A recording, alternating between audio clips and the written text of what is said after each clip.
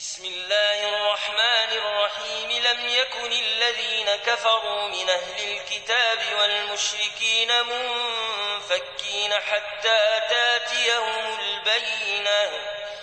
رسول من الله يتلو صحفا مطهرة فيها كتب قيمة وما تفرق الذين أوتوا الكتاب إلا من بعد ما جاءتهم البينة وما أمروا إلا ليعبدوا الله مخلصين له الدين حنفاء ويقيموا الصلاة ويؤتوا الزكاة وذلك دين القيمة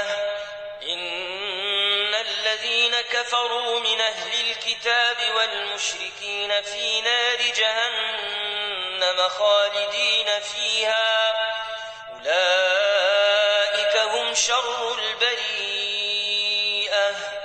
إن الذين آمنوا وعملوا الصالحات أولئك هم خير البريئة جزاؤهم عند ربهم جنات عدن تجري من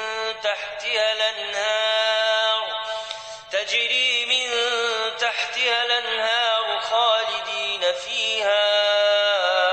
أبدا رضي الله عنهم ورضوا عنه ذلك لمن خشي ربه